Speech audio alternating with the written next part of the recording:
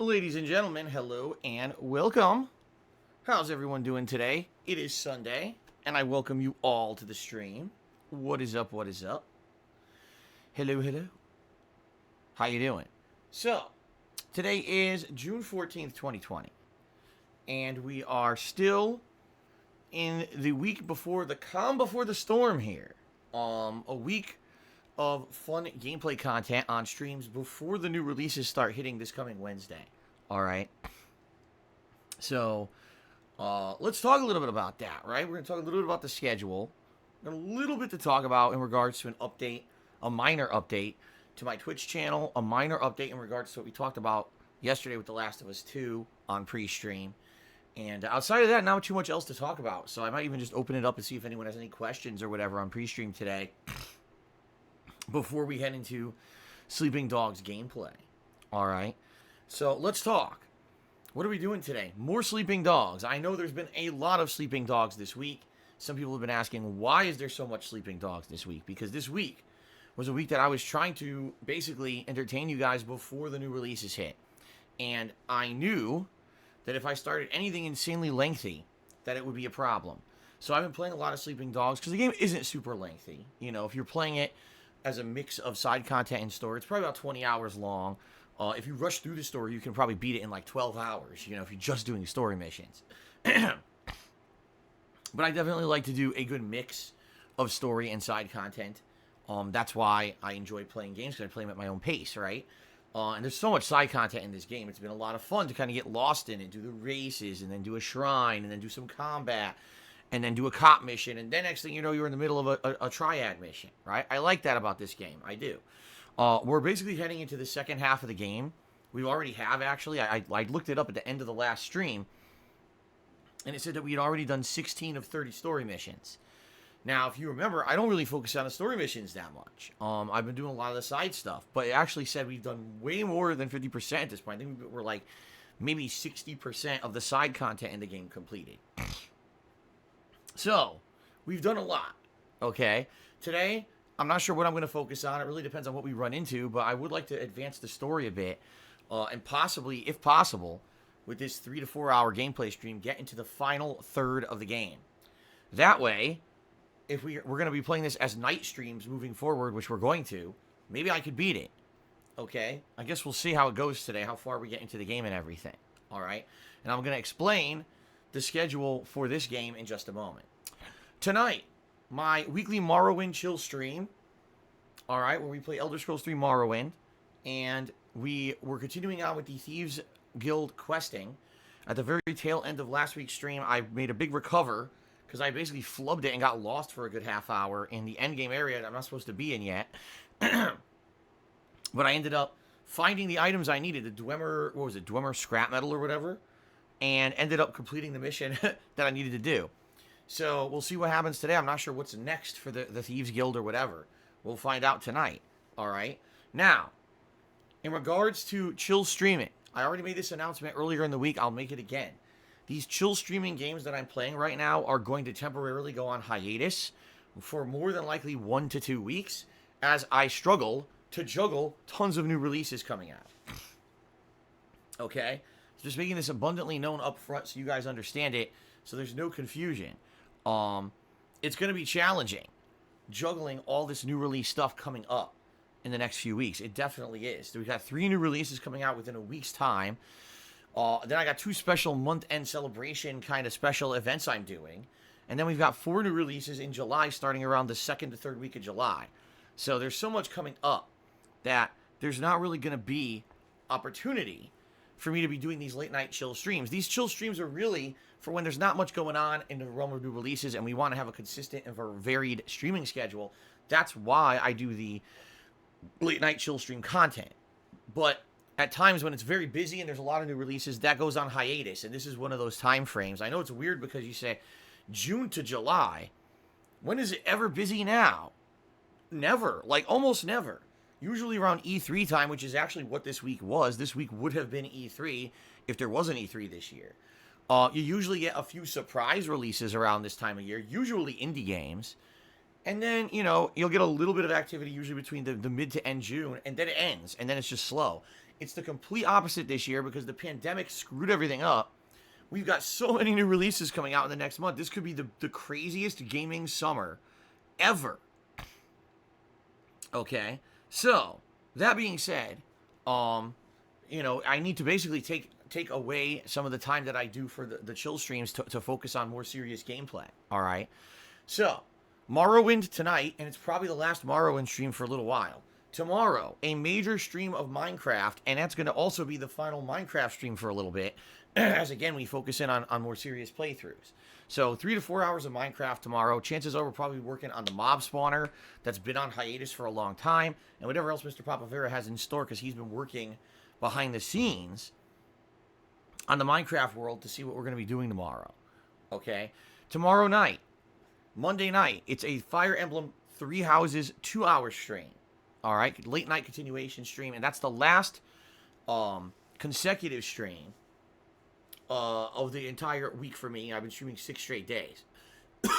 Excuse me. I'm off from streaming on Tuesday, but I return on Wednesday with the premiere of the Pokemon Sword expansion DLC on the first stream. I don't know how much story is going to be in this thing. Sorry, I got a tickle in my throat. Here, let me take a sip of water. Ugh. Yeah, I don't know how much story is going to be in this expansion DLC. That remains to be seen. But we're going to be doing it as a major stream on Wednesday, okay? The return to Pokemon Sword. Wednesday night will be a 2-hour stream of Sleeping Dogs. Thursday, more Pokemon Sword on the main stream. So that'll have been 7 to 8 hours of story of Pokemon Sword. If that's the conclusion of the DLC story, great. But I get the feeling what'll happen is there's probably going to be new open area to explore and probably a bunch of new Pokemon to catch. So more than likely, once we finish up with the story of the Pokemon Sword expansion, it's going to become a late night chill stream. And what we're going to do is we're going to probably be trying to catch all the Pokemon, much like I used to do in the original Pokemon Sword. If you remember, that was an ongoing late night stream for months as I attempted to fill my Pokedex, and I did eventually. I caught every Pokemon in the game, which was really cool. So I'm going to kind of treat this expansion the same way. All right, we beat the story, then it stops being a main focus, and it ends up being a night stream to do the rest. Okay, so that's going to be Thursday, and Thursday night will be more Fire Emblem 3 Houses on the late stream. Then on Friday, it's the premiere of The Last of Us 2. We're going to talk a little bit more about that in a moment. I'm excited for this. And Friday night's going to be my weekly throwback Street Fighter session. Saturday will be more Last of Us 2 paired with Sleeping Dogs. Sunday will be more Last of Us 2 paired with Fire Emblem 3 Houses. Monday, I'm purposely leaving open because if you guys are really liking Last of Us 2 and I'm really liking Last of Us 2 and we want to keep going with a whole weekend of Last of Us 2, then we'll do more Last of Us 2 on Monday. But maybe after that weekend, we want to break it up. Maybe we'll want to do something different just for variety's sake, or maybe the game won't be as good as everyone's expecting it to be, and I want some different. So on Monday, I have the ability to maybe finish Sleeping Dogs or do a Fire Emblem stream, or maybe if Pokemon Story isn't done yet, do some Pokemon. I'm leaving Monday open purposely, just in case, to see what happens over the weekend. Okay? Fair enough? All right. Now, that next week, okay, we've got multiple momentous things happening. First of all, SpongeBob Battle for Bikini Bottom Remastered is coming out that week. And I'm definitely, or Remake, Remastered, whatever it's called, I definitely want to play that. Number one, that's a viewer's choice game that you guys voted from last year. We've been waiting for it to come out. And number two, it's a game you've been asking me to play for years and years. Okay? In addition, that week, as long as we hit 150 vest streak status, meaning, we continue on with this tips goal every stream, and we hit 150. If that happens, then what we're going to do is we are going to have a special celebratory event, Vest Fest 2 or Vestival 2, whatever you want to call it. And it's going to be very similar to the last one. We're going to have a live DSP Tries It. Right now, the best candidate that people have come up with is the Impossible Burger from Burger King. So I'm strongly considering doing that because I never did it. I have no idea what it's even like, and I'm interested in trying it. Okay? So we'll see. But There may be a few other possibilities. Maybe there'll be more than one DSP tries it like there was last time. I don't know. Probably open Q&A session. Possibly the debut of something new. We have to see what I can come up with. Jasper will probably join us for a segment. We'll probably do some behind-the-scenes stuff in regards to the music remixes that I do. We may have a segment where I have people come and invite me to their islands in Animal Crossing. It's kind of up in the air still. We're still, a week and a half plus away from when this is going to happen, if it happens. But that's going to be happening that week, okay? And at the very end of June, it's going to be the Retrospective Marathon event. This is the event where I do a marathon stream reminiscing about the past. You guys have been nominating your favorite moments so far this month for my 12 years, almost 12 years, about 11 and a half years at this point, as a content creator. And we're going to go back down memory lane and watch those moments back on a marathon-style stream. Last time we did this, it created the vest meme and the vest streak. So I can't wait to see what happens in this next one, okay? Pretty exciting. So, all that's happening in June, all right? I think you guys can understand now with all that going on why I really can't be doing the late night chill streams, at least temporarily. 3 new games, plus continuing on with Sleeping Dogs and Fire Emblem. Obviously, I need every moment that I can get in order to play these releases, all right? So, we'll see what happens. All right, we'll see. But I'm excited for everything coming up in the next 1 or 2 weeks. I hope you guys are too. I think the streams are going to be happening with all the new release content. It'll be a lot more refreshing. A lot of people kind of have been staying away. They've been telling me, not much going on in the realm of releases. We'll come back when there's new games. I get the feeling The Last of Us 2 will really invigorate stuff around here. Okay? Now, in regards to everything I just mentioned, I have updated my schedule here on Twitch on my channel. There's a new feature, it debuted about a month ago, I would say, where you have the ability to upload your schedule to the channel itself. But apparently, it was like hidden in a side menu or somewhere, so most people didn't know it existed. I updated it for about a week, and no one mentioned it or even knew it existed. So I stopped updating it, okay? Well, now people have told me in the past 2 days that apparently Twitch did some kind of an update. So you guys may be watching Twitch, and Twitch looks different now to you, I guess?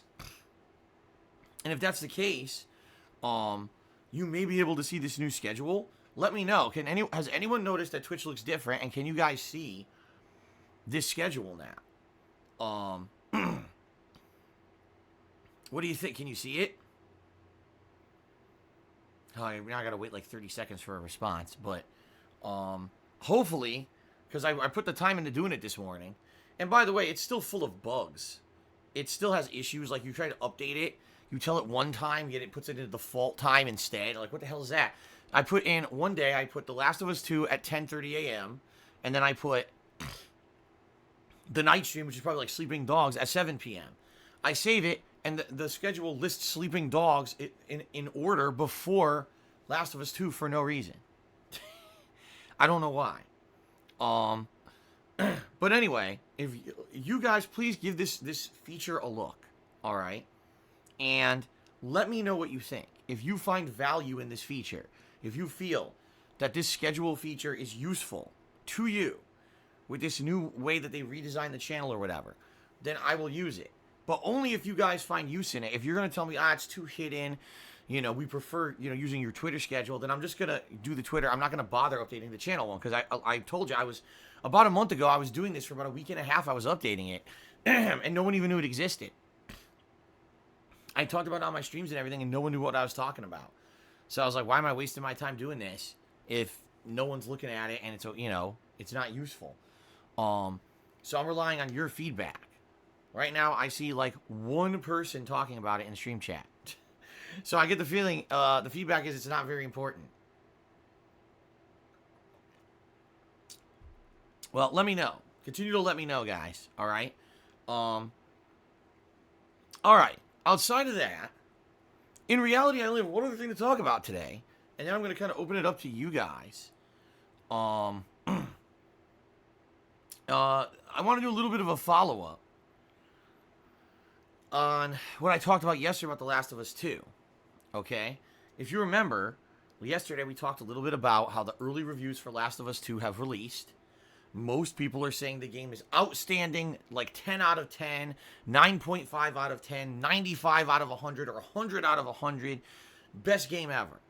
But there are a couple critical reviews out there on the internet that are basically saying the game is insanely heavily narrative driven, and if you don't like the story, you're not going to like the game, and that's a huge shortcoming. It's not like it's not a game where the gameplay is so good and gripping that even if you hate the story, you're still going to want to keep playing it. It really is about the characters, it's about the story, and if you don't like the story, you're not going to like the game. Okay? So, we talked about this yesterday, and there was a lot of stuff thrown around in the stream chat, I noticed. My hypothesis was twofold. First of all, I was thinking, there's been so few great games in 2020 that when the games media gets their hands on games like this early, they tend to overhype them because there's nothing else to compare it to. Let's face it, this year, I mean, on one hand, I could probably count the amount of great games, and especially with the pandemic, the fact that there's been so slow for game releases, we've been waiting so long for this game to come out, it got delayed and everything. It's definitely a formula for overhyping. You know what I mean? I have no evidence to say that it was overhyped, but it's definitely the perfect formula, the perfect storm to create a ton of overhype for this game. In addition, I also hypothesized, again, this is all hypothesizing, it's not based on facts, okay? But I hypothesized that it's very possible that a lot of major game media purposely kissed Naughty Dog's ass because they want to continue to get exclusive access to these games. Alright? If Last of Us 2 had a huge leak in April when it came to the plot. We all know this. There were plot leaks all over the internet. A lot of people said because of the plot leaks, they weren't going to buy the game. So, what Sony and Naughty Dog needed was a force to come out and counter that, right? They really needed it badly. And it seems like this bomb of positive reviews that came out of nowhere, everyone agreeing it's 10 out of 10, may just be what they need to get people to buy the game who said they weren't going to buy it. You see what I mean? So, it's all hypothesizing. Listen, there's no evidence for this, all right? But it's a possibility. It seems like the perfect storm that this would be the time where we'd be like, okay, you know, this, if you were going to overinflate a game, this would be the game to do it. You know what I mean? And the other thing is, with all these reviews that have come out yesterday, all right, the reviewers were outright told, since you got an advanced copy of the game that needs to be spoiler-free, you may not reference anything in the second half of the game in your review, nor may you reference any specific plot points. So, the question is, if that's the case, are there reviewers that were being fair with the game? What if there's a game mechanic that's present in the game that we're not aware of? It's a new game mechanic that wasn't in Last of Us 1, and it's not very good. Well, they're not allowed to mention it in the review. So does that mean they just completely ignored it when they reviewed the game and said, well, everything else is good, 10 out of 10? You know what I mean? I don't know. I don't know how this is going to work. You know, how do they do the review systems? For me, all right, here's how I would have approached it. All right, I'm not allowed to talk about certain parts of the game, fine, but if those parts of the game suck, it's this simple. All right, guys, so everything I'm allowed to talk about is great. However, there are parts of the game I'm not allowed to talk about that suck, so my actual review is this, you know, 7 out of 10, 8 out of 10, whatever it may be, versus, 10 out of 10, because I'm only allowed to talk about the good parts, right? So, that's how I would have approached it. Is that how the gaming media approached it? I have no idea. We don't know how these games journalists operate. So anyway, there's all this controversy all over the internet, all right? And as I told you guys, there's probably 1 or 2 people, not giant reviewers, but independent content creators and reviewers who reviewed the game negatively and said it really is story-driven. If you don't like the story, you're not going to like the game. So yesterday, someone tweeted me, one of those content creators is being bombarded with messages on the internet now about The Last of Us 2, basically saying, see, your review is evidence that all these other reviews are false. Your review is the concrete proof. You know, and I hate to say it, this is a crazy conspiracy theory shit. There's a difference between, all right, there's a possibility that people maybe overinflated reviews for this game because, number one, there hasn't been anything great this year yet. Number two, the game got delayed so much. Number three, there were leaks and people want to kind of hype the game up because it's a good game and they don't want the game to die because of these leaks. Number four, because game reviewers and game journalists may want to continue to have a good relationship with Naughty Dog. That's all stuff that's very much in the realm of factual possibility. All right? It is still supposition, but it's still likely to have some truth to it. Naughty Dog paid off game reviewers to give good reviews. I find that very hard to believe. I don't think that's a practice that happens. I don't think that Sony and Naughty Dog behind the scenes are contacting all the people they sent early review copies to, and they're like, "Hey, we're gonna send you a little present, a little something something, a little extra stimulus package for you this year, if you review our game positively." I don't think that's happening.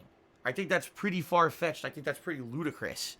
But there are people who are contacting one of the like I said, the independent content creators who made negative reviews. One of them is being bombarded with negative messages about Last of Us 2, saying, your truthful review is amazing. And it is evidence that people were paid off by Naughty Dog.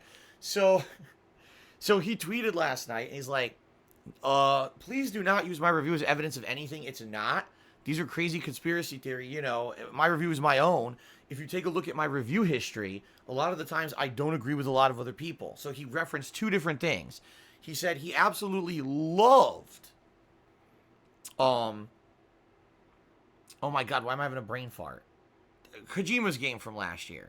The delivery game. Why the fuck can't I remember the name of it? I'm having a complete brain fart here. I'm sure someone in the stream chat's about to say it. I seriously can't remember the name of the fucking game. Well, Death Stranding, thank you. I don't know why I couldn't fucking remember the name of it. I had a complete blank space in my brain right there. So yeah, he's basically like, I was massively in love with Death Stranding while most people weren't. And get this, guys. I really like Doom 2016 better than I liked Doom Eternal. Well, holy shit, does that resonate with me? Because I 1,000,000% agree with that. I like Doom 2016 way more than Doom Eternal. Death Stranding, not so much. Okay, Death Stranding, great visuals, interesting, unique, and very adventurous and risk-taking story. Great character models and voice acting and music. Gameplay was terrible. So to me, when you're telling me the core mechanic of a game, the gameplay is terrible, I can't say the game's great. Still great, still a fun game to play, a unique experience. I'm glad I played it, but definitely kind of an experiment that didn't exactly go as planned, in my opinion. Okay, so this guy is basically saying, listen, my reviews usually are not in line with the mainstream, and maybe that's the case here with my Last of Us 2 review, but don't take that as evidence that Naughty Dog is being paid off or anything. Okay, so as he tweets this, Neil Druckmann, you don't know who that is, that's the head of Naughty Dog, quoted his tweet and said, gee, thanks for clarifying this for everyone. By the way, the check's in the mail. So obviously he's being sarcastic here, facetious. He's trying to joke on social media about the whole situation. I basically think that, right now we're in a very unique time for gaming. And the unique situation here is that we're in a place where games usually are part of our everyday lives, and we got new releases coming out all the time and everything. And we've got a time now where, number one, this is a game that so many people are investing in, because Last of Us 1, for a lot of people, is one of their favorite games of all time. It was undoubtedly one of, if not the final major games, or the final major game for PS3 that kind of ended the era of PS3 and moved us into the era of PS4. The last great PS3 game, right? And we've been waiting so many years. What was it, 7 years, I think? Yeah, 7 years we've been waiting for the sequel. And it's finally coming out. And then we have this unique situation where the pandemic hits. The game gets delayed. There's tons of leaks about it that seemingly, make people get really pissed off about things that are going to happen in the plot and everything. It's such a unique situation that I don't know if anyone can make heads or tails of what's really going on here until we all play the game. That's the thing. Until we all play it on Friday, I don't think any of us are going to be able to judge a damn thing. You know, it's not fair to prejudge a game, which is why I keep telling you guys, I completely disagree with the practice of pre-reviewing a game, people getting the game early. It's so stupid. I don't want to pre-fucking judge the game.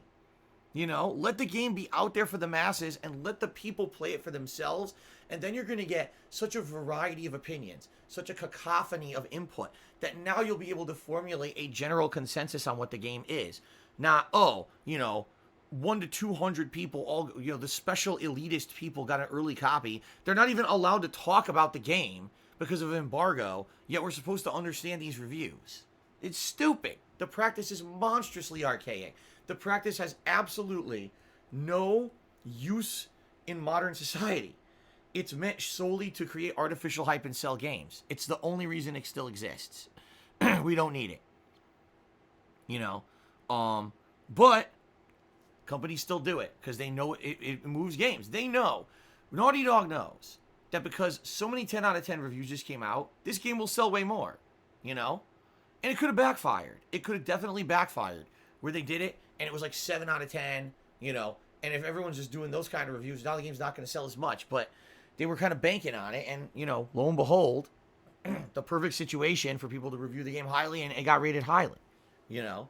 And I hate this practice. Just release the game on a normal release day. Let everyone go out and buy it for themselves. If people are apprehensive about if they're going to like the game or not, wait a day or two, and the entire internet will be flooded with streams and Let's Plays and reviews that you can then peruse. We don't need to have a week of uncertainty before the release of a game because of this archaic practice. And we certainly don't need to be using an honor system, because that's exactly what this is. It's an honor system. Oh, I pledge that my review is truthful and accurate. Not that I'm kissing Naughty Dog's ass so I can get advanced copies of every Sony game ever in the future. You know, we don't need this. We don't need this shit. We're smarter than this. We're better than this. So, that's my take. I just thought it was pretty funny that the guy who made a negative review about the game gets literally bombarded by insane conspiracy theorists overnight. Your review is proof that Naughty Dog has lined the pockets of mainstream media reviewers. Haha. What? Where do you get that? One guy reviews the game negative and all of a sudden everyone else is lying. Like, how can you even say that? Oh my god. Anyway, pretty ridiculous. Alright. So that's the situation with Last of Us 2. I'm very excited for Friday. I am. Alright, guys. So the thing is, I really don't have much else to talk about. We got 2 shout-outs to do. And then what I'll do is I'm going to kind of open the pre-stream just to discussion if you guys just want to chat for a little bit. And if there's really nothing to talk about, we could just jump into Sleeping Dogs. I got nothing to really discuss today outside of that. So, let's see here. So, Metalhead2177 subscribed to the channel for 29 months. Thank you for the support, Metalhead. He says, "What's up, Phil? Sleeping Dogs hype." When this game originally came out, I accidentally bought it thinking it was Watch Dogs. Well, if you remember, 2012 was the year that I went to E3, and Watch Dogs was the game of E3. Everyone was talking about it. People picked it as game of E3, so it was the most hyped game. And you're right, Sleeping Dogs came out in August, 2 months after E3. So Sleeping Dogs, Watch Dogs, yeah, I can kind of get it. At the very least, you bought a good game by accident, because this game is quite good in my opinion. So, thank you for the ongoing support, Metalhead. Good to see you today. Nose Vacuum got the cheering started today with a 50-bit cheer and said, "Why not put the schedule on the pre-stream slideshow?" Well, here's the thing. If you haven't noticed, my schedule is incredibly primitive. All this is like not even a Word document. It's like Open Office or whatever. You know, it's the El Cheapo freebie version. Third-party version of Office is what I use to type up a document and capture it, you know, with a screen capture app. And I post it on my Twitter that way so you guys know what the schedule is every day. I don't even have the capability of doing, like, one that would fit the stream. I'm serious. I don't have any editing software or anything. I wouldn't be able to make the schedule fit the damn screen, even if I wanted to. I'm serious. Like, I know that sounds bad. That's incredibly primitive. You're right. You know, over the past couple of years, I had to downgrade everything I did. I had to get rid of all my editing software and everything. I couldn't afford it anymore. So, yeah, that's the situation I'm in where I don't even have the ability to make like a 1080p. What would be 1080p? It would just be like a 1080 aspect ratio schedule to fit the stream. All right. But I don't see the purpose. People know where they can go for my schedule, Twitter, or now I can integrate it into Twitch, and I talk about it every pre-stream. Okay? All right. Let's see here. Last Rambo, resubscribe for 10 months. Thank you, Last Rambo. By the way, it's hot in here. Let me turn on the air conditioner. I don't know why it's so hot in here, but turn this on. Last Rambo, resubscribe for 10 months. He says, if both the PS5 and the Xbox Series X are almost equal in power, would you play your multi-platform games on both systems to not overburden one console? Excuse me. Good question, I guess. And the answer is, I would consider it. It seems like every console generation, there just seems to be a console that definitively wins out in the early days of the console war. When it came to Xbox 360 and PS3, Xbox 360 came out first, right? I liked the controller for Xbox 360 better. I liked the online capabilities, including the voice chat, the messaging system, the dashboard. I liked a ton of things about Xbox 60 way better than PS3. The achievement system. Remember, PlayStation 3 didn't even have a trophy system until like a year after Xbox 360 had achievements. It was just those little touches that made the Xbox 360 a more accessible and fun system to use at launch, okay? Of course, the Xbox 360 red-ringed like a motherfucker at launch, too, so maybe that made it a little bit less accessible. When it came to the launch of the Xbox One and the PS4, most games were running better on PS4 than Xbox One at launch. The Xbox One didn't even have surround sound at launch, as stupid as that sounds. PlayStation 4 had way better exclusives over the first few years of its life cycle. It just made sense. 9 times out of 10. It just made sense to play games on PS5 over Xbox One. Now, eventually, you had the PS4 Pro, the Xbox One X, or whatever the fuck it's called. And so, really, the graphical difference between them and everything became negligible. It wasn't a big deal anymore. You see, there wasn't that much of a difference between consoles anymore. But at launch, there definitely was. So, I guess the question is going to be the following. At launch, will there be a definitive advantage of having one console over the other? And when it comes to cross-platform games, will there be games that are going to have a much better version on one console than the other? Or is it, as Last Rambo is kind of suggesting here, where the games will be very equivalent and it won't matter? And if that's the case, I have no problem, absolutely no problem, getting one cross-platform game on one console, one cross-platform game on the other.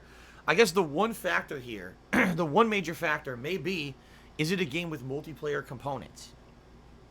Okay, because if it is, I guess I got to ask the question, would more people be playing it on the PlayStation 5 or the Xbox One Series, or Xbox Series X? I still don't know what the name of the thing is.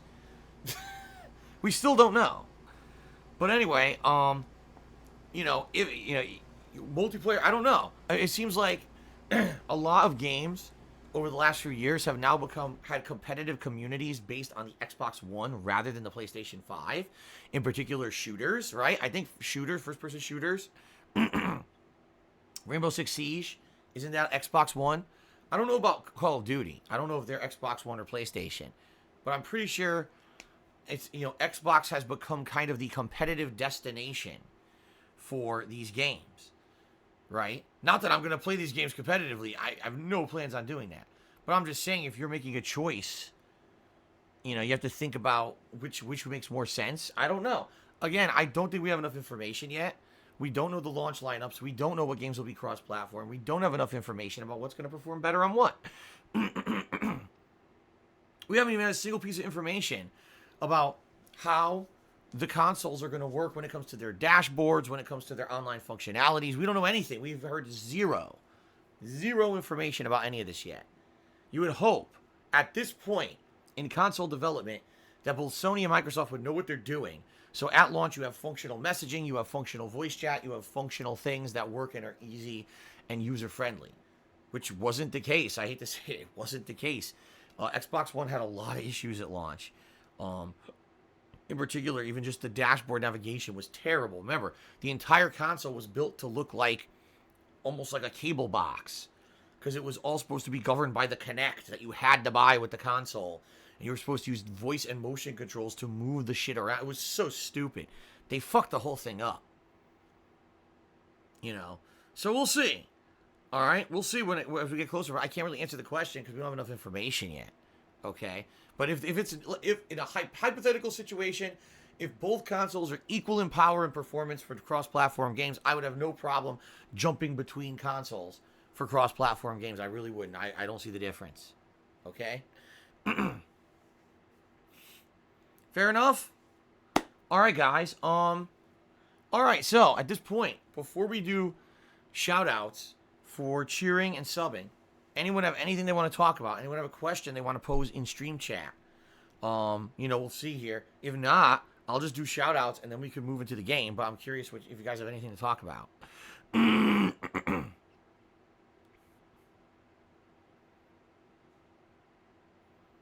No?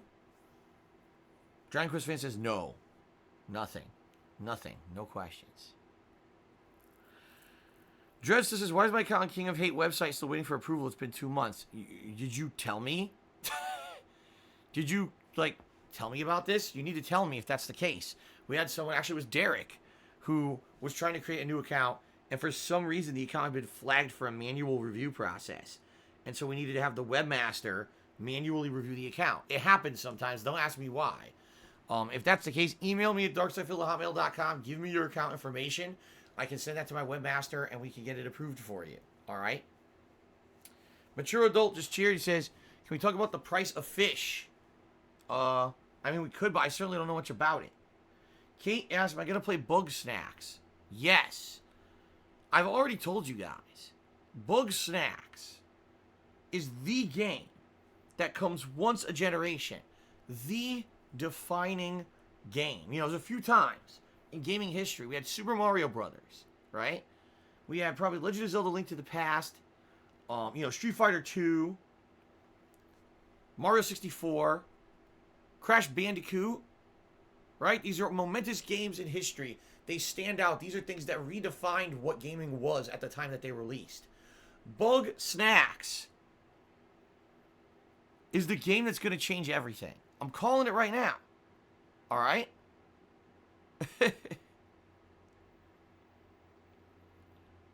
Mature Adult, I don't know anything about what you're talking about. Thanks for the cheer. I don't even know what that means. Genesis tipped me $1.30, and he's being very critical of me. So I'm going to read this. I'd like to respond to this. It's the first tip of the day, by the way. So thank you, Genesis, for the $1.30 tip. All right, here's the following. Hold on.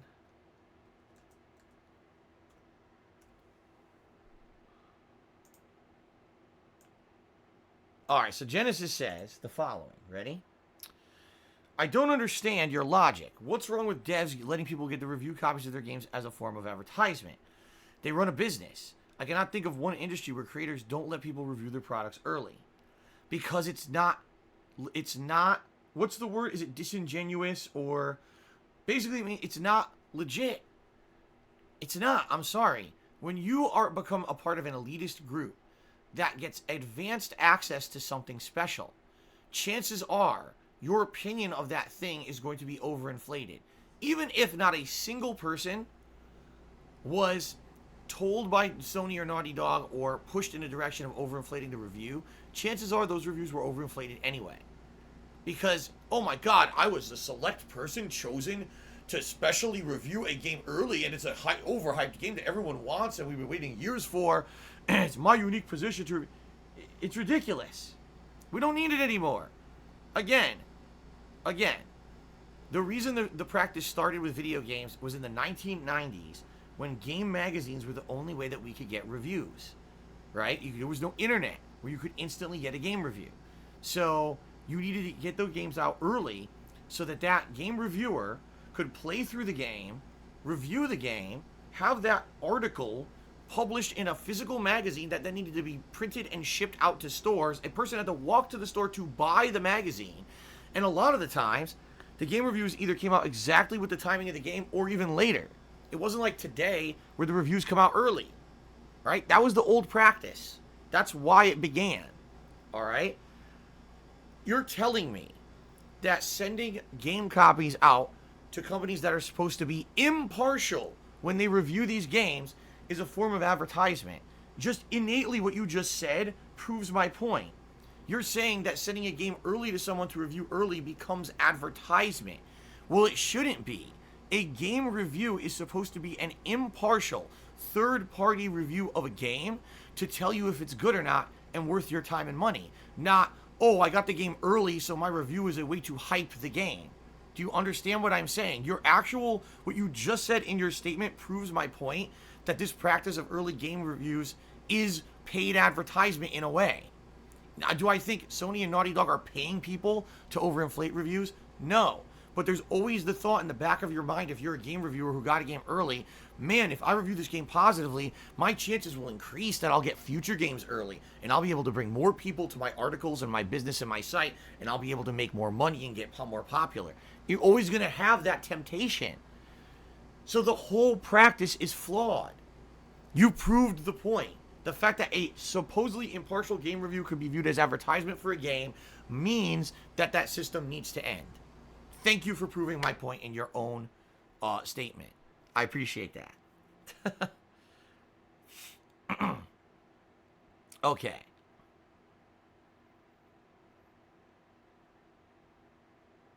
The hilarious part about this is that you got people, this guy's name is The House Always Wins, and he just said in the stream chat, I guarantee that if Phil was part of the in crowd, that he would not be saying this, right? Listen to what he said. Okay, he said, if Phil was part of the in crowd, he would not be critical of this process. He would love it, all right? First of all right, there was a couple games that I did get early review copies of, admittedly. By the way, I never asked for them. They were just sent to me. This is when I was part of being partnered with Machinima, okay? I didn't ask for it at all. It was just sent to me. I got an early copy of Fallout 4. I had no clue I was getting it. I didn't ever really sign up for it. What it was Machinima sent us that year. What year was that? 2014? Something like that? I was sent a list of games like in April or May that year. And Machinima was like, please check off the games that you're planning to cover on your channel. That's all it was. It didn't even say, check off here for a chance to get games free or anything. It was just, check out the games you're going to play this year. Okay, and I checked off a ton, and one of them happened to be Fallout 4. Well, out of that entire list, it just so happens that Fallout 4 was the one that they sent me early out of nowhere. I had no clue. And then they tell me you're getting it. In like 2 days, it's coming. And here's the criteria for playing it and everything. Okay? So I got an early copy of Fallout 4. I was even allowed to play Fallout 4 1 day earlier than people who bought the game at a physical store. All right? And admittedly, I did it. Because everyone else was doing it. Everyone else was allowed to do it who got an early copy, and they were all doing it. I'm running a business, you know. I have to do what's in line, what's going to make the business successful, and I had to play it as soon as I could. All right? Because everyone else was rushing to play the game as well. Guess what? Did I get some extra views on that because I got an early copy? Probably. All right? Did I like Fallout 4? Absolutely I did. In fact, I probably liked it more than a lot of people because I really like Fallout. But I was very critical of the game as well. Many times during the playthrough, I criticized the low frame rate. I criticized the entire building and settlement system. I felt was completely just shoved in there and not needed. Even though the game, go defend this settlement, build this settlement, build. Why is this in the game? It doesn't feel like it's even a part of the game. It feels like they wedged it in to try to give extra content to a game that otherwise would have been incredibly similar to Fallout 3 and Fallout New Vegas with a few minor tweaks here and there. It felt like they're trying to say it's new, and in reality, let's just tack on an extra mode that's not needed to say it's new content. It's padding, basically, right? I was very critical of the game, even though I got it early. Okay, I was fair with my review when I told you it was one of my favorite games of the year, but still, it had flaws, and it could not a perfect game, and it needs to be fixed. Okay? So, you're saying if I were part of this inclusive society of elitist gamers who get games early, that I would not be criticizing the whole thing. Alright? Okay. Guess what? Number one, I was, and I'm still critical of it. Okay? So I was at one point, and I'm still critical of it. I don't believe that it works. Number two, I just want you to listen to your own words. If Phil were part of a broken system where people get games early, are tempted to artificially review them highly to get a long-term relationship with these game companies so they can continue to get games early to profit themselves, then they would not criticize this said broken system. I just want to listen to what you just said. Again, you proved my point before I even had to justify it. You're right. If you're part of a known to be broken and corrupt system, then why wouldn't you want to continue the system if it benefits you? Okay? You are doing a great job of proving my own points today. Seriously, like, thank you for that. I don't even have to argue. You're basically saying if you were part of a corrupt system that benefited you, you wouldn't criticize it. Well, take a look at the system. Are any people in that system criticizing it? That might be a problem then. You see what I'm saying?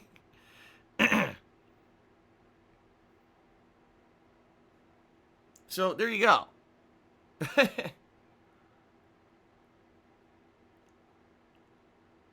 Teoda's stream says, you hated Twitch for having a preferential system. They still have a preferential treatment. You never call Twitch for it. Well, first of all, I, number one, have always criticized Twitch for having preferential treatment. If you remember, back in the day, I was very angry that people were able to stream at a higher bitrate than me. That's why I left for years. How can you say I never criticized Twitch when I literally left the website for years because they were telling me I was not allowed to stream at the same bitrate as other streamers, right? Then I came back when they finally upped the damn bitrate. As for unequal treatment, maybe you're right. Maybe there are certain streamers who are treated differently than others. I don't know. I wouldn't know. You want to know why? Because I'm focused on my own content. Unlike a lot of people who are all about the drama and are all about jumping into other people's business, I try not to do that. I try to stay in my lane.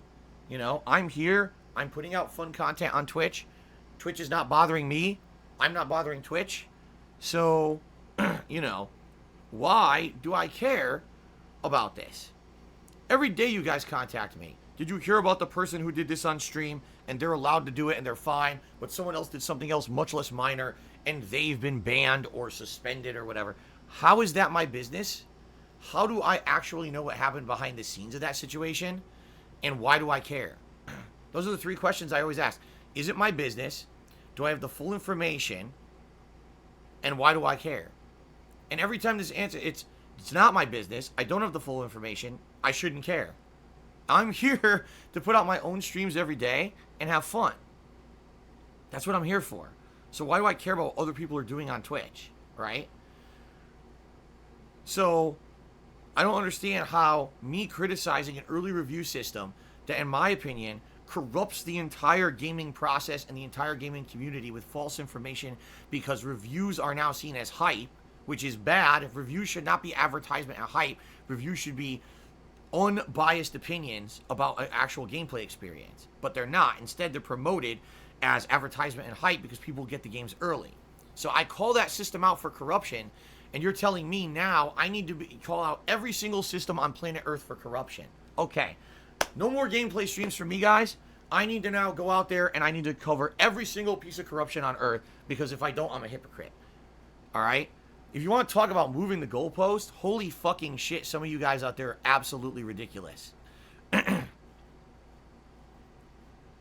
Holy shit, guys. Alright. Donald Trump tipped me $1.30, says, you don't tell anyone how to run your... What? You don't want anyone to tell you how to run your business. Why do you care how other people run their businesses? Why? Because there's a difference between, okay, you stay in your lane and you do your kind of stream. I stay in my lane and I do my kind of stream. We don't bother each other. Everything's fine.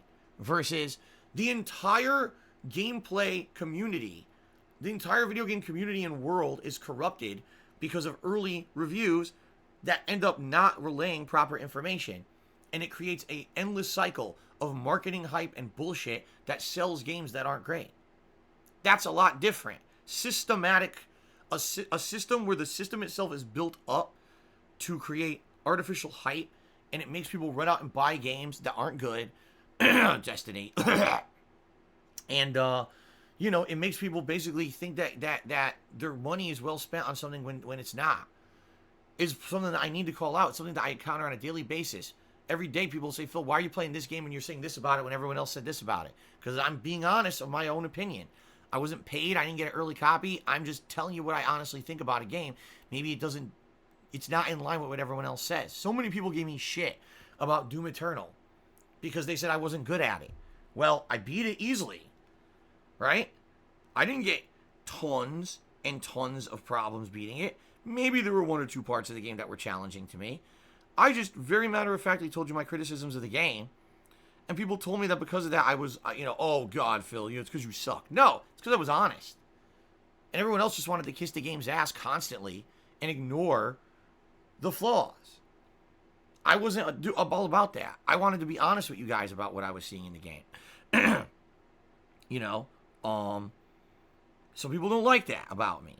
They don't, and that's okay, You have your right to judge for yourself what you like, what you don't like about a content creator, if you want to follow a content creator or not. But when I see something that's systematically wrong with a process and it affects my business, the way I do business, and people criticize me, Phil, why do you say something different than everyone else? Well, because I'm trying to be honest with you, while everyone else probably isn't, because they got the game early. That's a problem. And I'll call that out 10 times out of 10 when I get the chance to. Because I feel that there's value in being honest. A lot of people apparently don't feel there's value in honesty. I do feel that there is. And I know my honesty's got me into trouble many, many times in my life, but I'm not going to change at this point. Okay? Okay. Genesis tipped me $1.30. He says they're not mandated to give good reviews. I never said they were. Plenty of Sony games have gotten bad reviews. I never said they didn't. You act as though it's always positive. I didn't say they were. Are you saying you're the only one capable of being impartial? I didn't say I was. These people are professionals. All industries do this. Oh, because all industries do it, it means that it's 100% correct, right? Not that every single industry has the same exact broken and corrupt system of overhyping things and turning reviews into ways to hype and advertise, which should not be. They should be impartial. It should be impartial criticism, not advertisement. But because every industry does it, it's all good, right? So let's see, in your statement, 1, 2, 3, 4 times you put words in my mouth, and then you made a generalized statement that's completely besides the point that I'm making and actually proves my point. So once again, thanks for the $1 tip. You're really doing my job for me today. Eastside Grease Job Cheer. I said, it's basic business. And early drops are done in every industry: clothing, shoes, movies, food, beauty. You don't have demand for the initial pop in sales. Exactly right. Numbers always go down from release. Exactly right. There's a whole industry of this on Instagram. Exactly right. And it's all fucked up. Right? Why do you think Firefest happened? Because you had a bunch of very, very unethical, money-sucking people on Instagram who advertised the fuck out of a festival that wasn't even ready to happen. Right? Right? Am I right or wrong? And this is what I mean about this industry. Hype everything for profit. Don't care about the repercussions. The people who showed up and are on an island, there's nothing there. They wasted thousands of fucking dollars. The guy goes to jail. Right? And that's what I mean. The whole system is broken. And the sooner you wise up and stop being a part of that broken system and open your eyes for yourself, instead of just saying, well, everyone else does it, it must be fine, it's going to be a moment of realization for you. It is. But then you're going to be like me. You're going to be the guy who's not in the in crowd, the guy who's sitting on the outside, because no one wants to have a guy who tells truth be on the inside, A tipped me $1.30 and says, I remember watching an old playthrough of yours, Dark Side Vera. Okay. I heard once, I think it was you playing with John Rambo, you played an early copy of a game. I don't remember what it was, UMVC. If you're talking fighting games, there's only one fighting game I ever played early. It was, of all games, Street Fighter Cross Tekken. And it wasn't me, it was actually Howard got an early copy of it. I don't know where it was. I don't know if he got it legit or it was pirated or whatever. But he got it like a few days early. It was actually coming out later that week. And I was already scheduled for travel later that week and wasn't going to be home for several days. So I had a choice, and I posed it to my viewing audience. I said, would you guys prefer if I just wait till I get back from the trip to cover the game, or would you like me to see me do a little bit of early coverage? And overwhelmingly, everyone screamed early coverage. So I said, all right, I'll go over Howard's place and I'll play it. And I played the game for a few hours that night, and I recorded my footage and I put it up. And it was kind of like teaser footage of the game before the game was officially released. Okay? I didn't artificially hype the game. I didn't say it was the best fighting game ever. Give it 10 out of 10 review. I played it for a few hours and threw some raw gameplay on the internet. That's very different than what these people are doing with early reviews. And by the way, that was like 10 years ago. Street Fighter Cross Tekken, actually, I think it was probably 8 years ago. Again, what people like to do with me, they look at an 11 to 12 year history of me doing content, and they pick out 3 instances out of tens of thousands. They'll pick out 3. Well, here's the 3 moments where you had an early copy of a game or whatever. Okay. So 3 out of 10,000 versus a industry and system that's has this built-in system of early reviews that overhype games. Somehow, because I got a game early or played a game early 3 times in the 10,000 things I put out on the internet, somehow that invalidates my criticism. Okay. Well, logical people don't feel that way. I'm sorry. Gerard Crow Cheers, I'd say the problem I have with you criticizing other game reviewers is you treat your own opinion like it's objective fact and gospel truth. You turn around and say anyone who disagrees is just kissing the game's ass. Like you don't learn anything from the State of Decay 2 incident. When did I say that? In fact, again, this is you putting words in my mouth. Every moment of this week when I talked about The Last of Us 2, I've said, this is my opinion, this is speculation, this is not based on fact. Did I not say that? Go back and listen to the pre-streams here where I've talked about this. I think it's 3 of them now. Every single time, that's what I've said. So because you, Gerard Crow, have this built-in, pre-established notion of me and how I am as a person and a content creator, you put words into my mouth because it proves your narrative. But I never said those things. So your narrative's false, and you're wasting your time. You're making yourself look like a fool.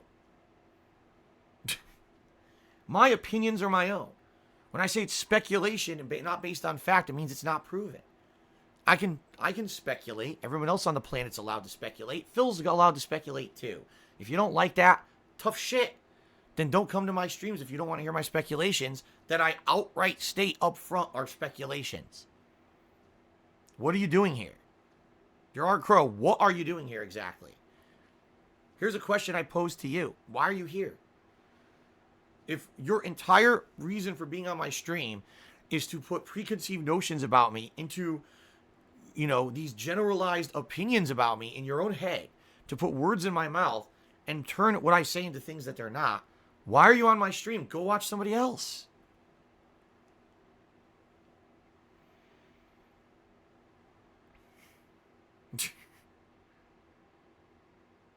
Anyway. All right, I guess that's enough gabbing. Right? Let's give some shout-outs, and then let's get started with Sleeping Dog, shall we? All right. So, thank you to the following people who have cheered this week. By the way, today is Sunday.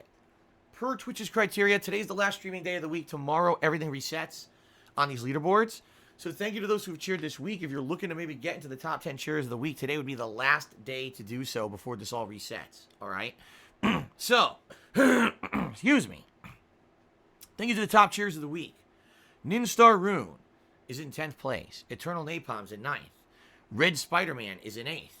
We have a triple tie between Crabcock, Juniorman 007, and Perky Brianna for 5th. 4th place is Ryan. 3rd place, Ladies Man. 2nd place, RPG Fan. And in 1st place this week for cheering, Lucifer Soul. So thank you guys very much. Also, thank you to the following people who've gifted subscriptions to the channel this week. I can't read that. Hold on. R. Zeppi, Chipe, Randy O'Butternub, I Killed Phil, AJ the DJ, Ghost in the Chat, all gifted a single subscription. Big Papa Phil gifted 2 subs. Deathproof42 gifted 3 subs. Only Iced Coffee gifted 4 subs. And Lunaba gifted a whopping 6 subs this week. Thank you guys for the support of the channel. Last Rambo did a 50-bit cheer. Says, would you play all launch games of a system with the exception of remasters, even if it is a game you do not prefer, It'd be better to showcase the games as it is your responsibility to guide the average gamer. It depends. It depends on, number one, if there's a game that I 100% just don't care about.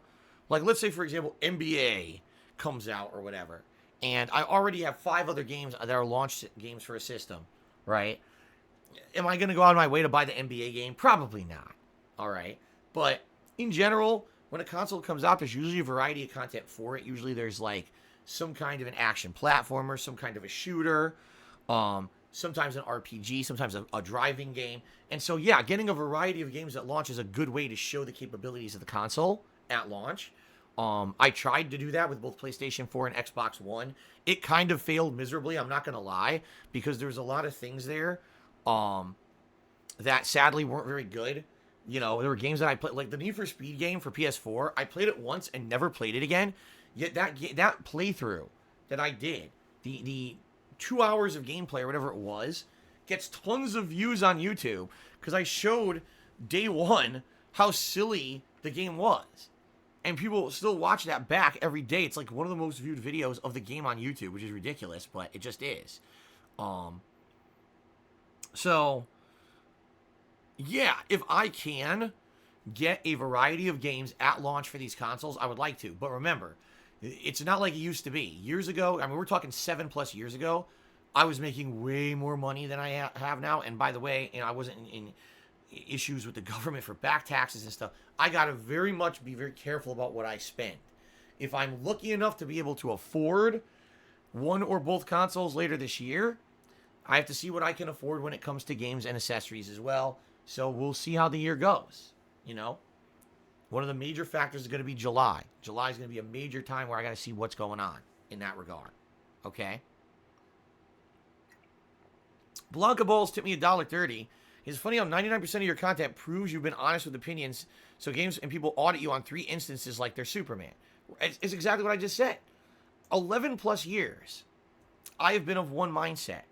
There have maybe been 3 times in 11 years when I got a game early or played a game early. And because 3 times out of 10,000, that somehow proves that I'm a hypocrite. What? Really? 3 times out of 10,000 something fucks up? And you're going to tell me that thing is erroneous and cannot be trusted? Okay. And by the way, the times that I got the games early, I didn't kiss their asses. I was very critical of Street Fighter Cross Tekken. I was actually very critical of Fallout 4.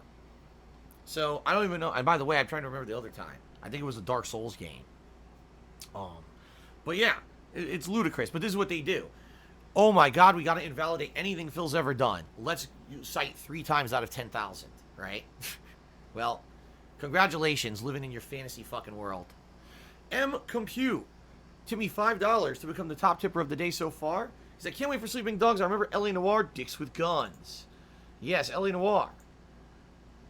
Quite a fun playthrough the first time I played it. It was such a unique game. And I am sad that studio no longer exists. Team Bondi. Oh, what a horror story. But what happened to that team? But anyway, Sleeping Dogs is great.